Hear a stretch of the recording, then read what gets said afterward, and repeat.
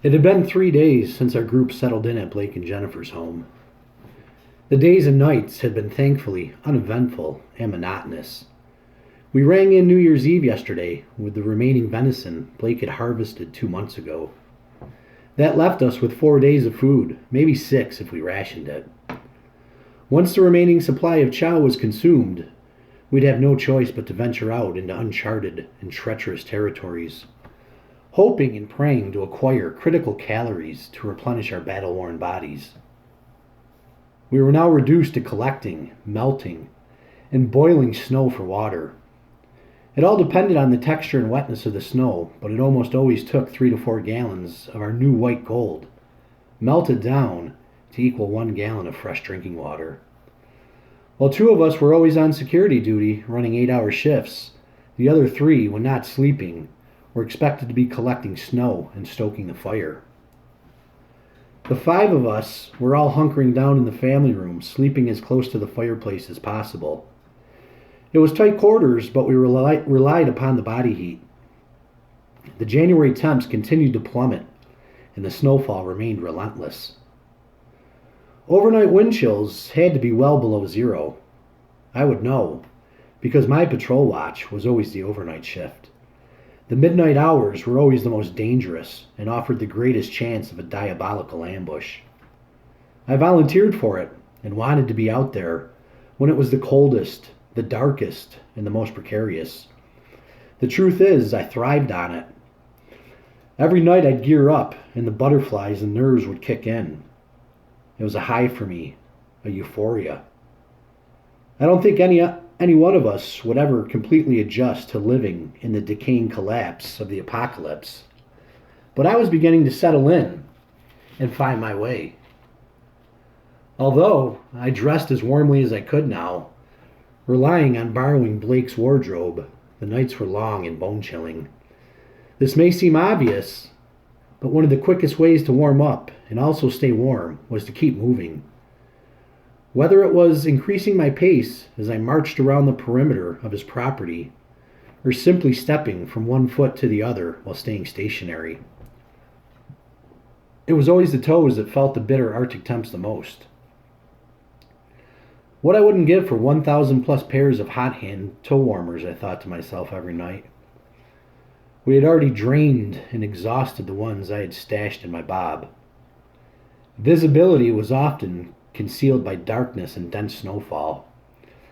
It was imperative to hone in on your other senses during the blackness and murk of midnight hours and make new connections in the absence of visual information, resulting in enhanced compensatory abilities such as having a heightened sense of hearing, smell, and touch, as well as sharp cognitive functions. That's why sleep was so vital. Living in a crumbling and disintegrated society filled with no laws, rules, regulations, and ungodly monsters running wild, committing the most heinous and repulsive crimes, you had to have your head on right and your wits about you. Being mentally sharp and remaining alert was critical to survive this cataclysmic crisis. As soon as my shift was over, I'd head inside and split a can of fruit or vegetables for breakfast with whoever was my partner that night. We were lucky if we were taking in 100 calories apiece, sharing the contents, which also included the juice. Nothing went to misuse. Gone were the days of food waste when we'd often discard what was left on our plate into the garbage. It's funny, I would often think of being a kid and my mother directing me to finish my plate, chastising me, saying, "You know, there are hungry kids in Africa." What was once a parenting cliche now took on a whole new meaning in a country that was literally famished and starving to death. After 5 days of malnourishment, you won't even feel hungry. The body begins to break down muscle and fat tissue at the same ratio. Your eyesight will go first. Your cognitive functions become impaired, resulting in bad judgment. The final stage will include signals like hair color loss, skin flaking, swelling in the extremities, and a bloated belly. Eventually the organs, especially the brain, begin to shut down, leading to serious effects such as fainting, strokes, and toxin buildup. It's a painfully slow death that can take anywhere from 3 to 6 weeks before you finally perish. As I sat down to feel the warm embrace of the welcoming heat off the fireplace, I knew we would need to formulate a plan and began to put together a list of targets we could attempt to forage for food and other essential supplies. The fire crackled, and I began to fall into a trance-like state, becoming detached from my surroundings as I contemplated our future. My one-time downstairs neighbors, Jim and Jody, had relieved Jennifer and I of our security detail. Her and Blake embraced before exiting outside to retrieve buckets of snow to be melted down, and later used for drinking water and cleaning our soiled bodies with. I picked up 2 more logs to feed the burning heat source with before I'd finally surrender to my fatigue and rest my head and body on the hard and firm living room floor. Prior to laying my head on a lackluster and worn pillow, a barrage of gunfire exploded outside.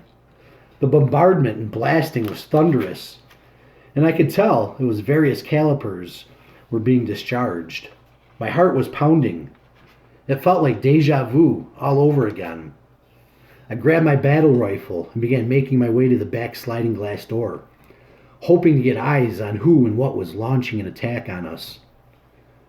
Jim's body slammed into the glass door, rattling the frame, before continued shelling shattered the glass and his lifeless body fell through it, falling almost on top of me. He had multiple fatal wounds that penetrated his head and neck. His barren and now soulless eyes focused directly on me. I was thunderstruck and trembling in fear, panic, and anxiety. No more than 20 seconds later, a Molotov cocktail came flying through the same smashed and imploded door that Jim's body had. It promptly exploded as it hit the floor and ignited our blankets into an abyss of hell. Through the now raging inferno of flames, I saw Jennifer's body thrown like a projectile through the front bay window. Her neck slit so badly she had practically been decapitated. Her body too was quickly followed by another catastrophic petrol bomb, erupting as it made impact in the dining room. I had to move fast before I was trapped inside the conflagration of fire that was quickly destroying the house. I darted through the kitchen and opened the door to the garage, rifle barrel first, and felt a hand promptly grab it. Without hesitation, I squeezed the trigger repeatedly as the booming sounds of projectiles echoed off the walls of the 12 by 22 unlit garage. The hand that once firmly gripped my barrel slowly released its grasp as the body fell to the cold concrete floor. "You shot me," he whimpered. It was Blake. He was bleeding profusely from his stomach as his gray sweatshirt was now stained by his blood. He had been struck multiple times and was gasping for breath, struggling to get any more words out. Jim was dead. Jody was too. And now Blake was seconds away from his own demise, at the hands of friendly fire. I had accidentally killed him in my frazzled and frightened state. I kneeled down next to him in the darkness and applied pressure to the wounds, my right hand now coated in his blood. His breathing was labored, and the seconds felt like minutes in between each breath. "I'm sorry, brother. I'm sorry I did this to you." I kept repeating those same words over and over again.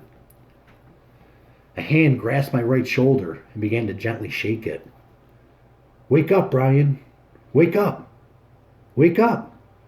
You must be having one hell of a dream. You're talking in your sleep and you keep saying you're sorry. It was Jennifer. She was alive. It was all one traumatic nightmare, but the visions were so clear.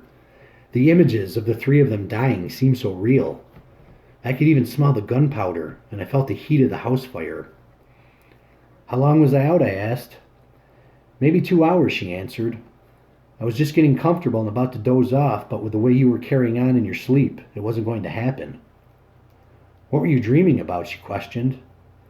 Not wanting to tell her of the horrific portrayal that played out in my mind, especially after all she'd been through, I just uttered, I don't remember." We'll try and get back to sleep. It'll be our turn to run security before you know it, Jennifer said. Before I even managed to roll back over, a single, piercing scream that transformed into shrieks of pain came from the backyard. This was no dream.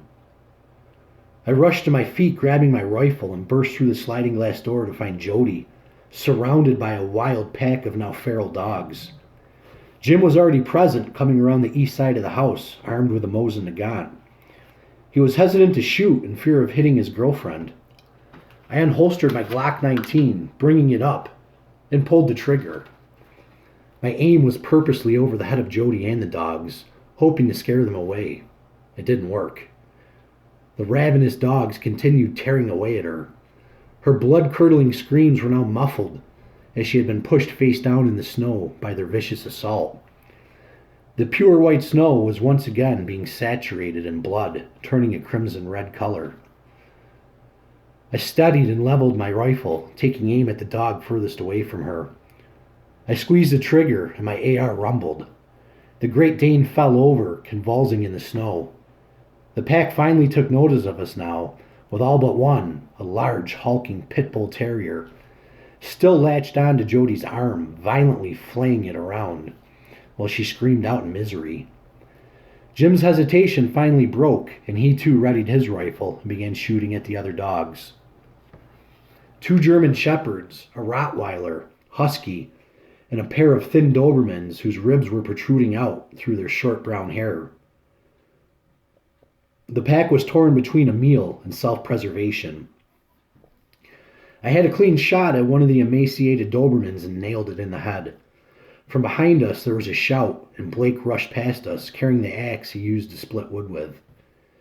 He was charging full speed ahead at the dogs and swinging the axe like a man possessed. "Leave her alone," he shouted.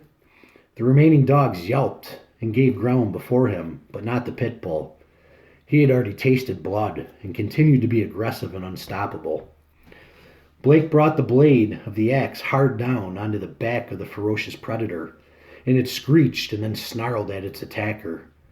Blake swung again, striking it on its bloody, flesh-covered jaw. One final yelp before it turned and ran off into the woods, rejoining the rest of the surviving pack. Jim quickly picked up Jody's petite, bloody frame, carrying her in his arms, back inside.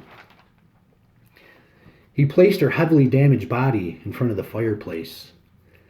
I looked her over as the others gathered around. She was already unconscious, for which I was honestly thankful. The wounds were grotesque and horrific. Her right arm and shoulder were badly mangled. She had multiple bites on her other arm and both legs. Her bottom lip had been completely ripped off and separated from her face. She was bleeding abundantly, and her clothes were torn to pieces. Jennifer stood in the kitchen, her face frozen with shock. "Blake, go to the bathroom and find some clean towels. We need to stop the bleeding," I said. Jim was despondent, shaken. His tears flowed down his cheeks. She was his world. His entire life revolved around her. I wasn't sure if he'd ever be able to recover from such a gruesome and unspeakable act of violence. We did what we could to cease the bleeding. Jennifer now sat with Jody's head in her lap, doing what she could to keep her comfortable, while I pressed towels to the wounds. We had found some peroxide, which I used as a disinfectant on the bites. Blake had retrieved a bungee cord from the garage, which he tried to use as a tourniquet on her mangled shoulder. We sat like that for what seemed like hours, changing the towels as they became soaked and immersed in blood. Eventually, Jody stopped bleeding. I was relieved at first until I realized her chest wasn't moving. Her pale face, although disfigured, was peaceful and calm. "She stopped bleeding," Jimmy uneasily said, as he pushed her coarse, untidy blonde hair behind her ear.